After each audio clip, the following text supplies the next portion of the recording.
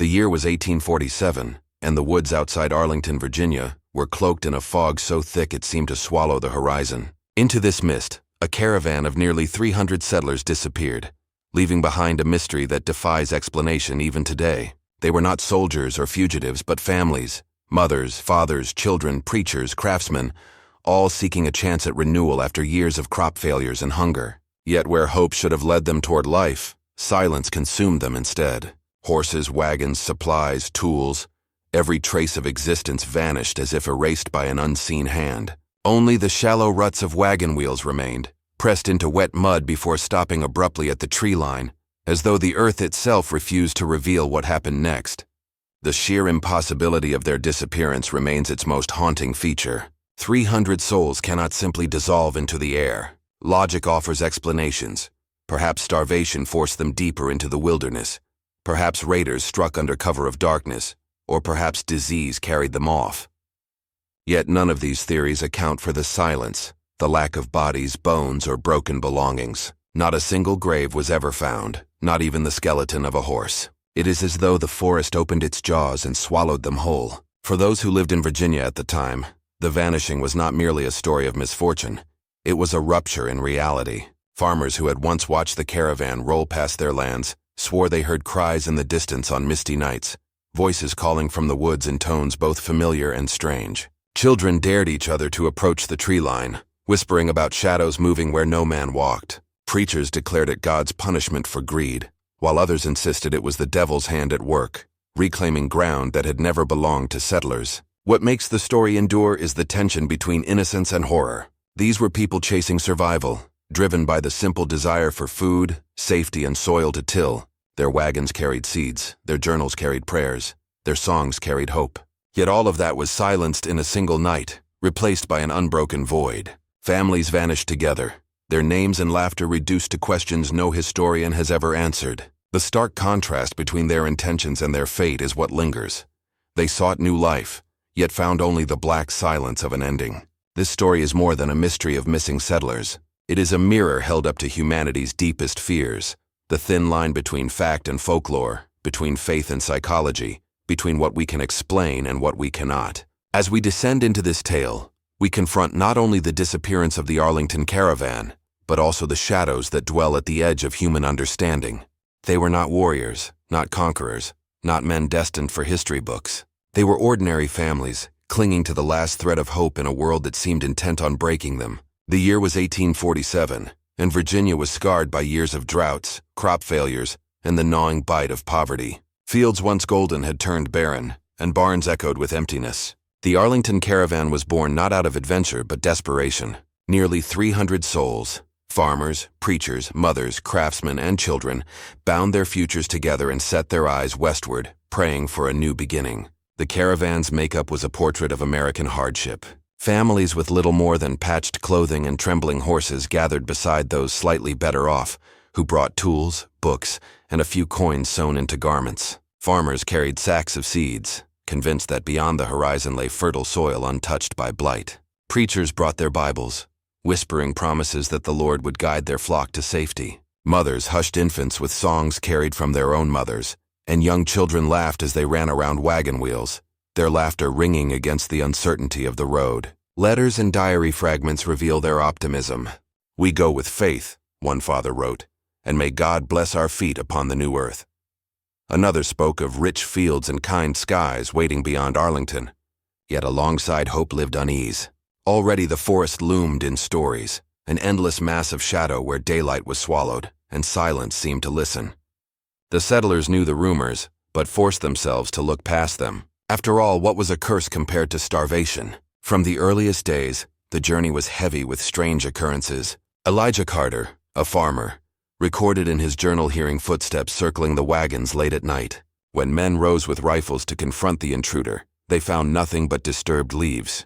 Another account from a mother named Ruth described her child screaming that a man with no face had stared at him from the trees. It was dismissed as a nightmare, yet the boy's terror lingered. Others whispered of voices in the dark, calling them by name. Such stories were told quietly, so as not to frighten the children, but fear took root all the same. Local tribes had long spoken of the land the caravan was heading toward. They called it the hallowed grounds, a place where rituals had been performed before the first colonists set foot on the continent. The land, they warned, was not meant for settlement. To step into its woods was to invite disappearance. Some settlers dismissed this as superstition. Others, especially the preachers, labeled it devilish trickery to keep God's people from claiming new land. But fear has its own logic, and as the caravan pressed forward, more and more eyes began glancing nervously at the tree line. The dynamic of the group became a study in contrasts. By day, they seemed a picture of resilience, children giggling as they chased one another, women baking bread over open fires, men repairing wagons with steady hands. Yet by night, the same people whispered in fear, swearing the woods were breathing, that unseen eyes glowed from the branches.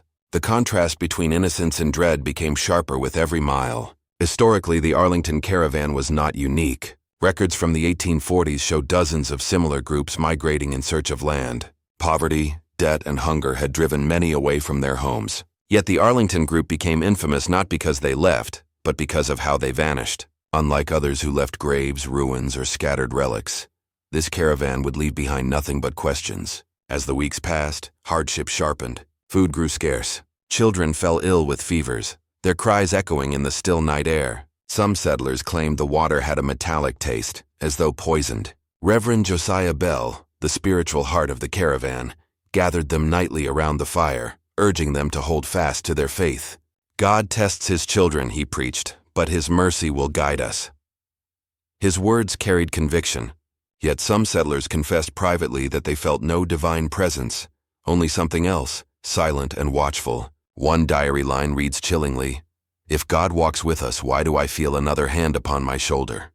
Warnings grew more direct. A passing trader advised them to avoid the Arlington woods, urging them to circle far south. He spoke of travelers who entered the forest and never returned. Later, an old woman approached their camp, her voice raspy with age. She pressed herbs into a young mother's hand and muttered, "You will need these before the forest takes its toll."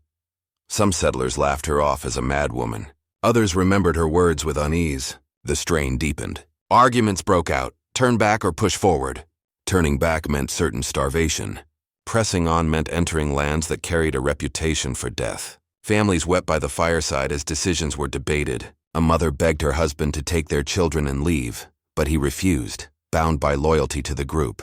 Unity, once their strength, became their weakness. No one dared break away. Modern psychologists looking back suggest this moment was the beginning of their undoing.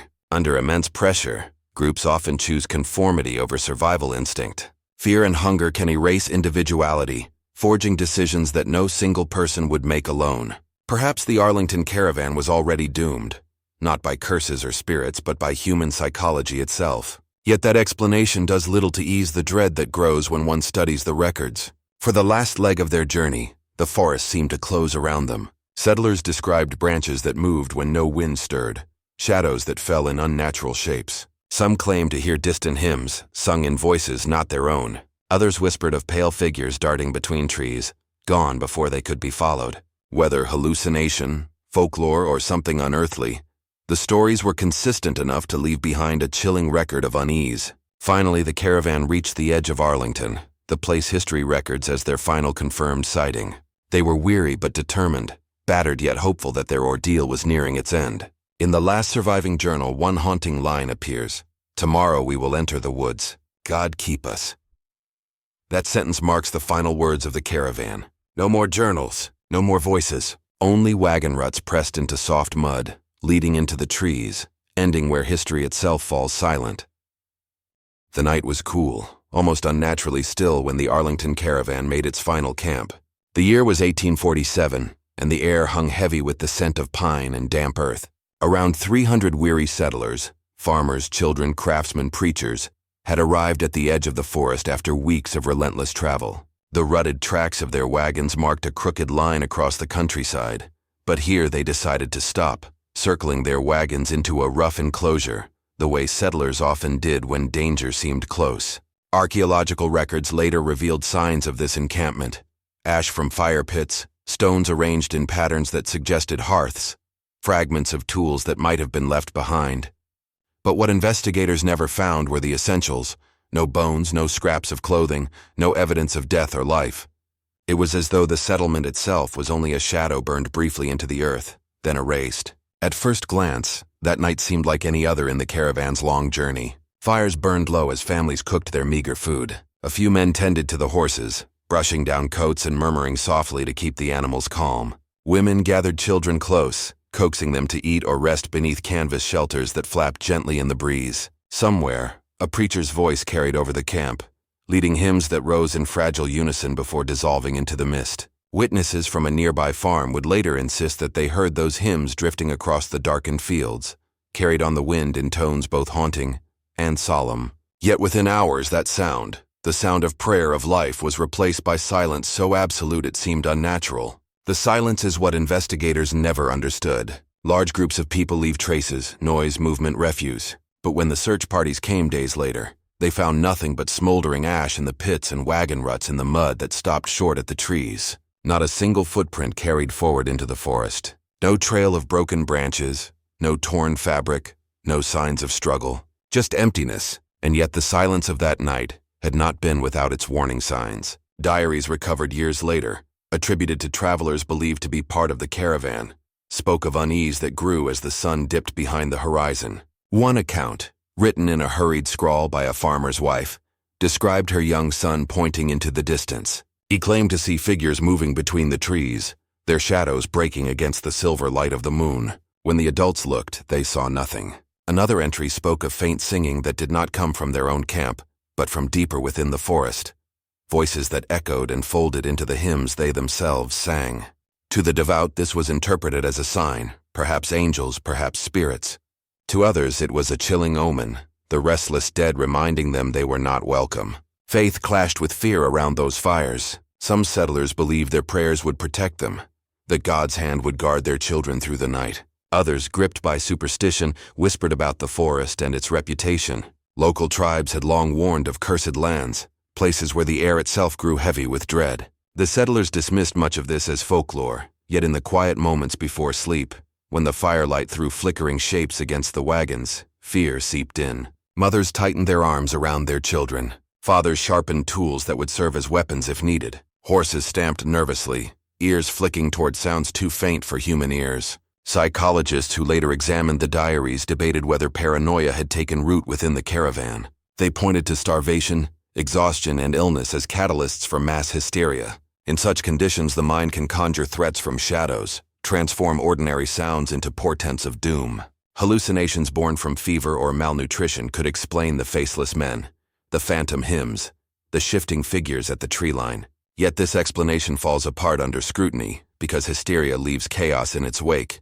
Panic, disorder, traces of flight. None of this was found. The camp was eerily orderly, as though its inhabitants had risen in calm and walked away into the void. The final hours of that night remain the most debated. Some theorists suggest the settlers performed a collective ritual, convinced that only by stepping willingly into the woods could they find salvation. Others imagine a more sinister fate, that they were lured away, one family at a time, by something or someone that knew how to instill trust. Folklore speaks of hunters without faces, entities that mimic the voices of loved ones until their victims follow willingly into the dark. If such stories were dismissed as superstition, the vanishing of the Arlington Caravan breathed life back into them. When the search parties arrived days later, they expected signs of attack. Raiders often left bodies, blood, torn clothing, or stolen goods.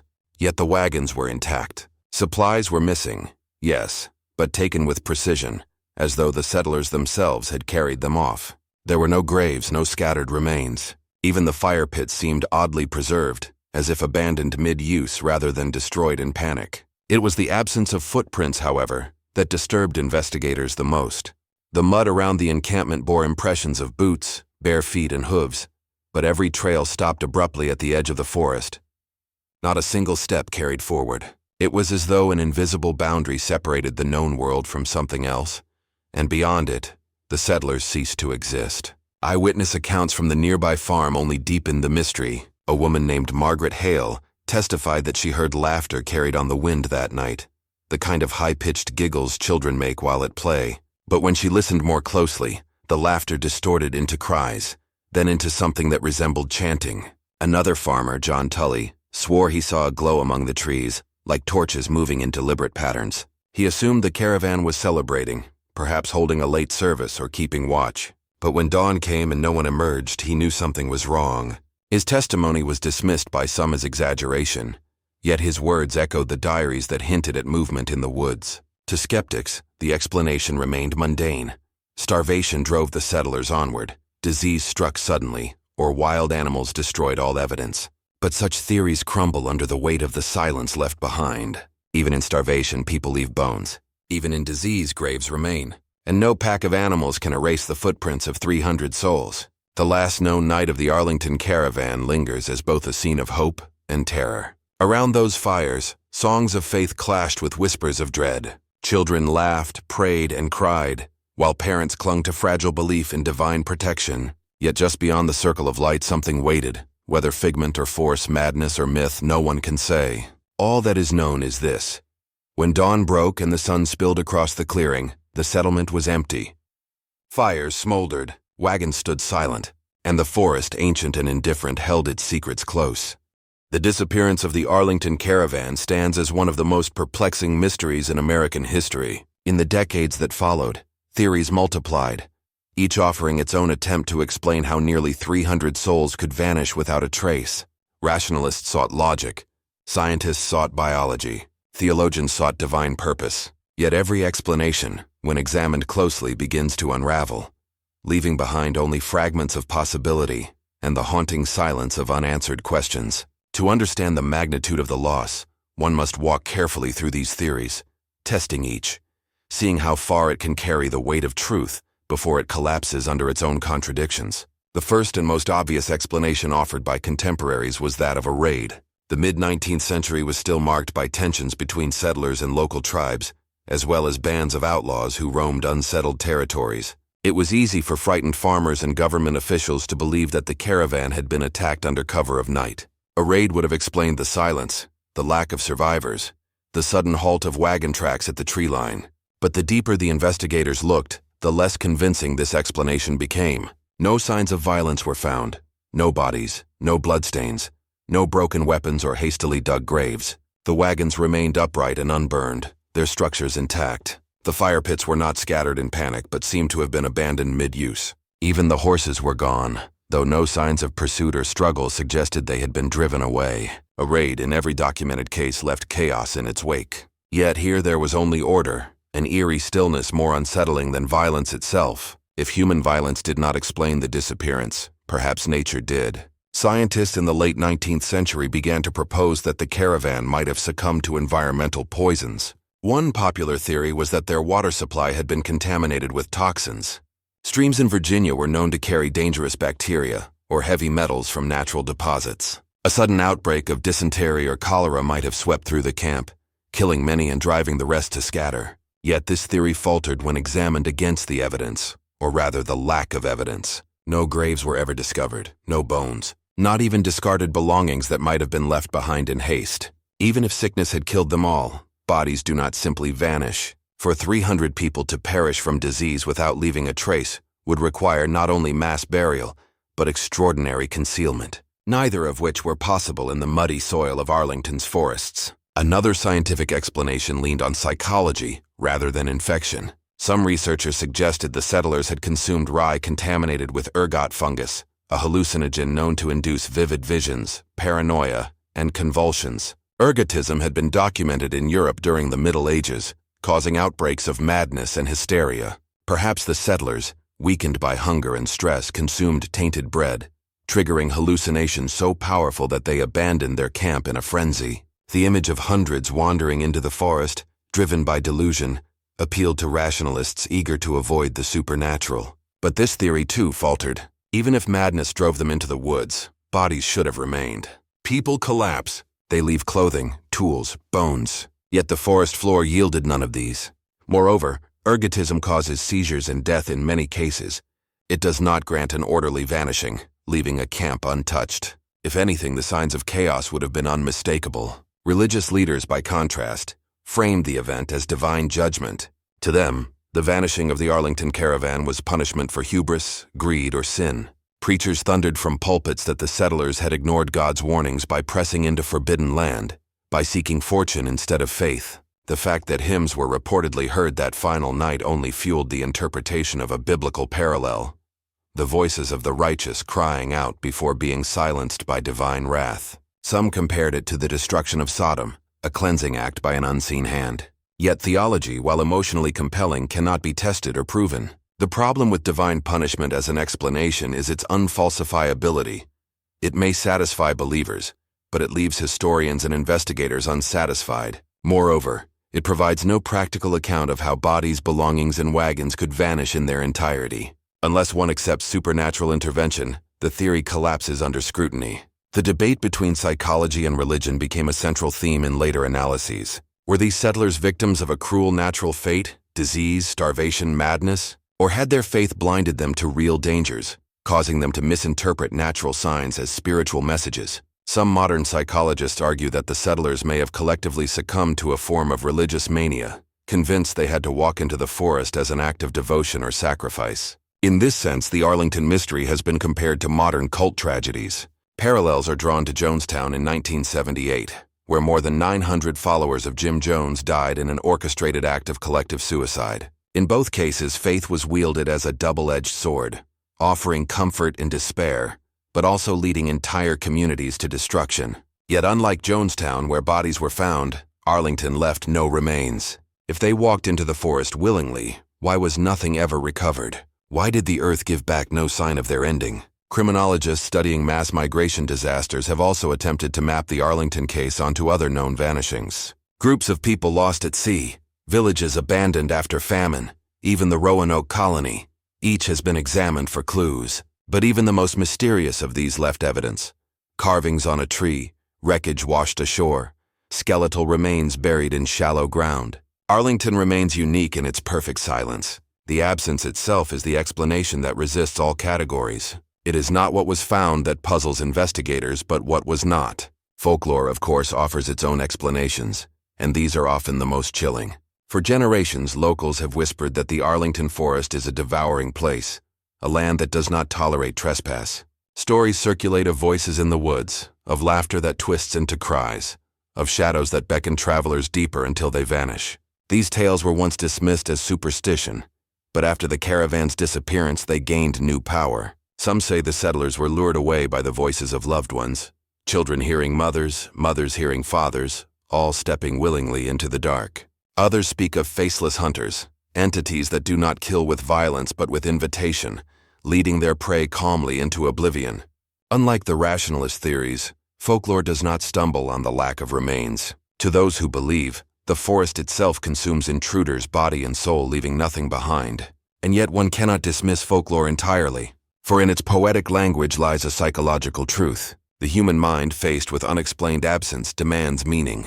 When rational theories collapse, stories rise to fill the void. Whether the forest truly devours or whether such tales are metaphors for our fear of the unknown, they endure because they provide a framework for the unexplainable. To this day, locals avoid camping near the site of the disappearance. Children are warned not to follow voices in the woods. Rational or not, the story has shaped the behavior of generations. What makes the Arlington case so enduring is that every explanation, raid, disease, madness, punishment, folklore, unravels when tested. Each carries part of the truth, perhaps, but none account for the whole.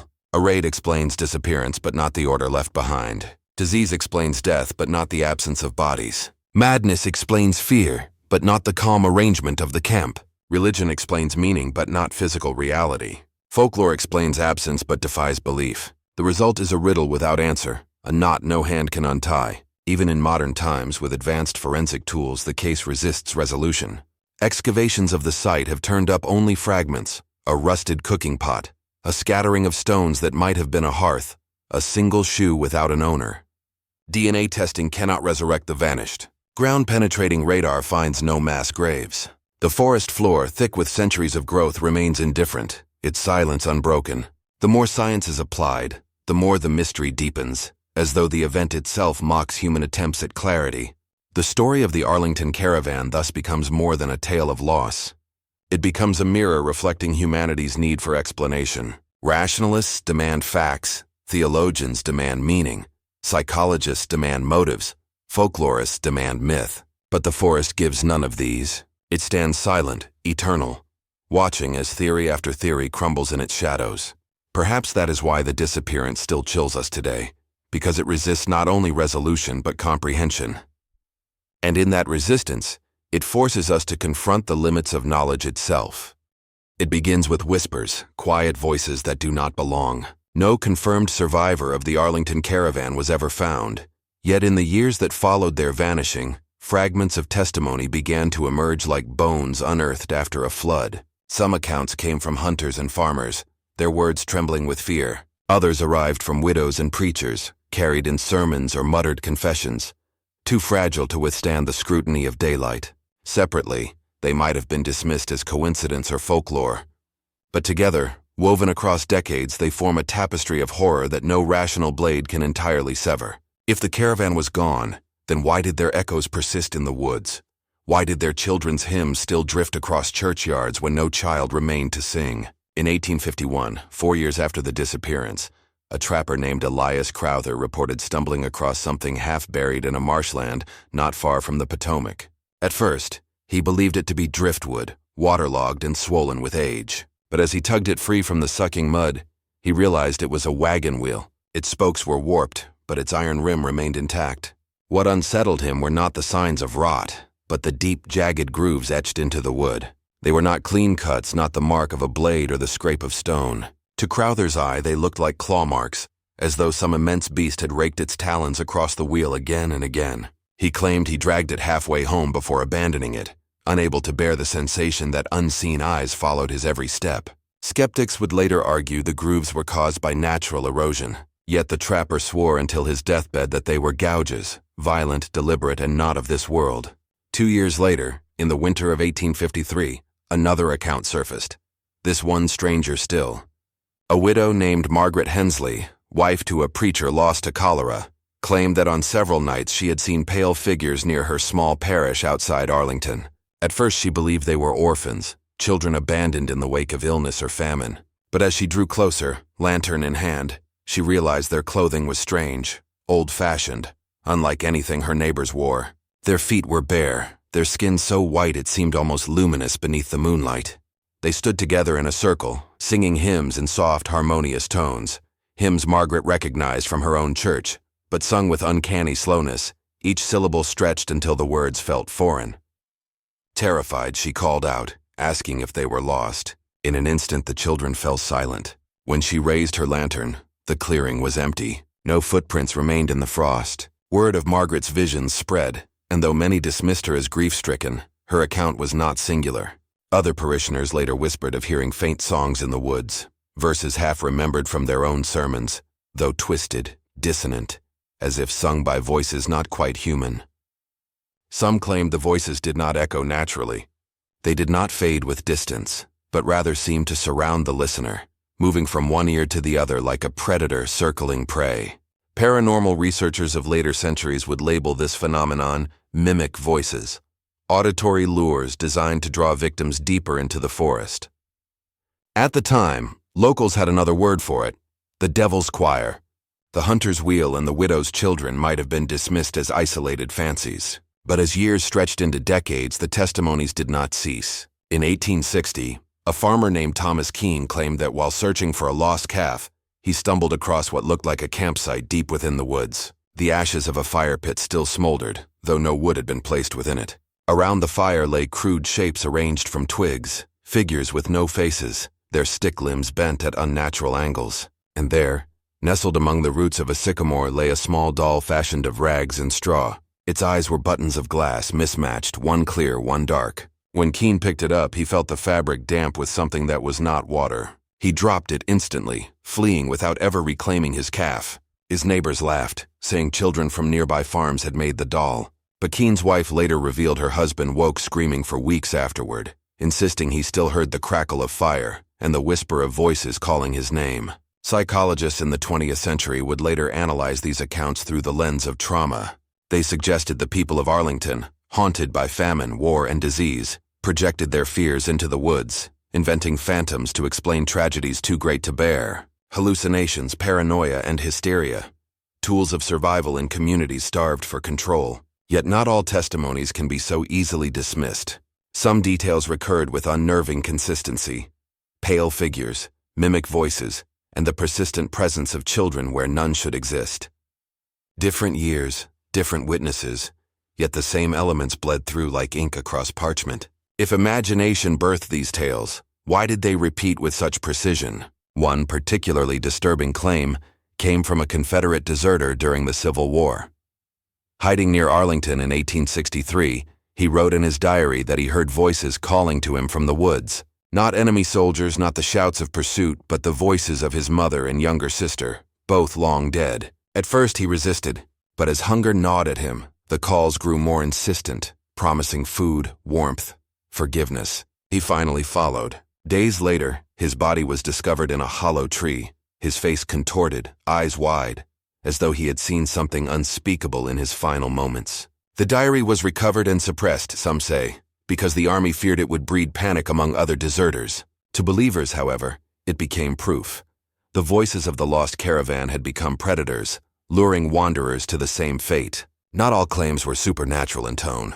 Some witnesses spoke instead of strange lights flickering in the distance, like lanterns swaying where no man walked. Others described sudden drops in temperature, the air turning icy even in the heat of July, as though unseen doors had opened to a colder place. A few swore they had seen shadows move across the tree line, shadows that did not belong to any living figure, gliding against the wind as though guided by something beneath the earth. Each account fueled the fire of rumor, and with every retelling the vanished caravan seemed less like history and more like a curse living on through those who dared to recall it. For skeptics, the testimonies served as proof not of the supernatural, but of the power of fear itself. When communities lack answers, folklore rushes to fill the void. Farmers, widows, deserters, each with their burdens, each vulnerable to the lure of superstition. They argued that claw marks on wood could be the work of animals, that pale children were merely illusions born of grief, that mimic voices were the tricks of wind through branches. Rational minds sought comfort in explanation, yet even they could not explain why so many people, across so many years, told stories that fit together like shards of a broken mirror. Paranormal investigators of the 20th century collected these accounts with fascination. Some suggested the forest was not merely cursed but alive, an entity that consumed memory, feeding on those who wandered too deep. They pointed to the phenomenon of mimic voices as evidence of an intelligence at work, one that studied human emotion and weaponized it. Others claimed the settlers themselves had not perished, but had been transformed, absorbed into the forest as pale echoes of their former selves, condemned to wander as children, forever singing hymns they no longer understood. And so the testimonies remain, half folklore, half confession, all haunted by absence. The caravan may have vanished in 1847, but their story refused to end there. Their echoes bled into sermons, diaries, and deathbed mutterings. Rationalists dismissed them as projections, while believers saw them as warnings. Yet both sides agreed on one chilling truth. Something lingered in those woods, whether in the mind or in the flesh, and it called to the living in voices too familiar to resist. The question that lingers is not whether the witnesses lied, but whether they were the only ones to hear the calling. The accounts remain unresolved, suspended between psychology and the supernatural, each testimony both a window and a trap. If no survivors returned, perhaps it is because survival itself was impossible, not from hunger, not from raiders, but from something that waited in the silence. And if the caravan is still out there, singing through the voices of others, then perhaps their disappearance was never an ending at all, but the beginning of something that still unfolds in shadows, luring the curious one voice at a time. History does not let go easily. When 300 settlers disappeared into the fog-laden woods outside Arlington, Virginia, in 1847, the silence they left behind became louder than any trace of their lives. And yet silence has never satisfied human beings. Into the vacuum of explanation poured stories, theories, folklore, and fear. Some of these accounts tried desperately to cling to reason. Others leaned into faith, and still others surrendered wholly to the darkness of myth. Together they formed a cultural legacy so enduring that even now, more than a century and a half later, the disappearance of the Arlington Caravan lingers as both a cautionary tale and an irresistible fascination. The vanished left no bones, no clothes, no graves. Instead, they left behind questions, and those questions grew into legends. For the people of Arlington itself, the woods became forbidden ground. In the decades following the disappearance, families warned their children never to cross the tree line at dusk, never to follow strange sounds, never to wander after dark. The forest earned a name whispered with a mix of dread and reverence, the hallowed grounds. Not hallowed as in holy, but hollowed, as if something within had been carved out, drained of life, and left vacant yet hungry. To step too far into the hallowed grounds was to tempt the same fate as the caravan, to risk becoming a voice instead of a body. Farmers who grazed livestock near the edges swore their animals grew restless at twilight, pulling away from the tree line as though sensing what men could not. Even those who mocked the legends rarely entered the woods alone. Superstition did what facts could not. It kept people out. Writers, meanwhile, could not resist comparison to America's first great mystery, the lost colony of Roanoke. Just as settlers in the late 1500s had vanished without trace, leaving only the cryptic carving Croatoan, so too had the Arlington Caravan dissolved into absence.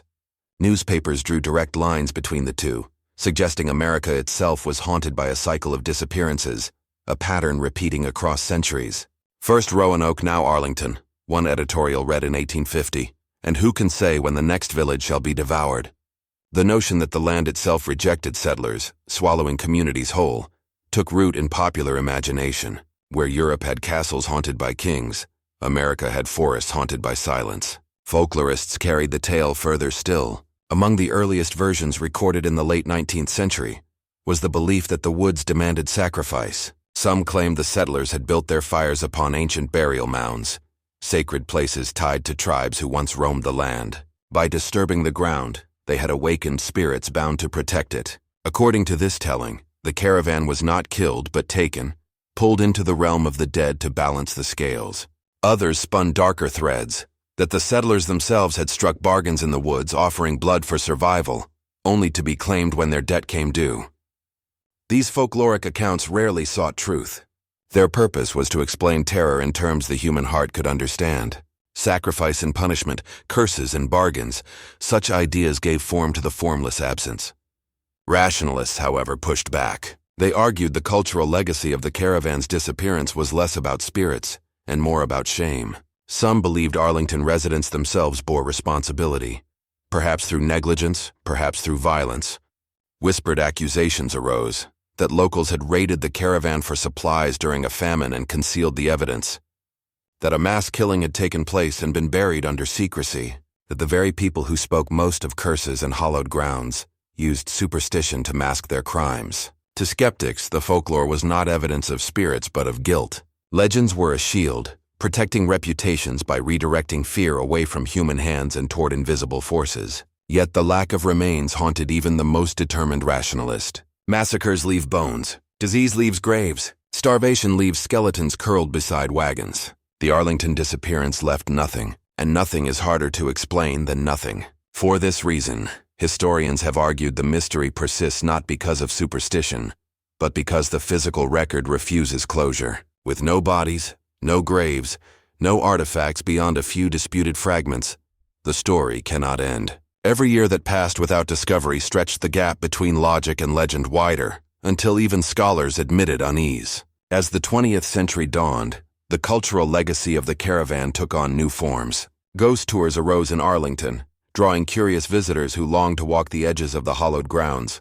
Guides told stories of mimic voices, phantom hymns, pale children drifting through churchyards. Tourists clutched lanterns and thrilled at the possibility of encountering echoes of the lost. In the 1950s and 60s, pulp magazines published lurid retellings, framing the disappearance as proof of alien abduction or government conspiracy. By the late 20th century, the story had found its way onto television documentaries and paranormal investigation shows, each layering new speculation over old silence. The contrast between truth and storytelling became the true legacy. On one side stood historians, archivists, and scientists, who sought patterns in migration records, examined soil samples for traces of arsenic or ergot, and compared the Arlington event to other mass vanishings across history. On the other stood folklorists, spiritualists, and thrill-seekers, who found in the mystery not failure but opportunity, a chance to craft new myths for a modern age, hungry for wonder and terror alike. To dismiss the story as tragedy alone was to miss its resonance. People needed legends because legends explained what the evidence could not. Even within academia, the Arlington case became a reference point. Criminologists compared it to Jonestown, Heaven's Gate, and other mass disappearances or deaths tied to cult behavior, noting eerie similarities in the psychology of groups driven by faith, hunger, or fear into self-destruction. Anthropologists studied how the local community had mythologized the disappearance, turning trauma into narrative in order to pass warnings to future generations. The hallowed grounds were no longer simply a forest.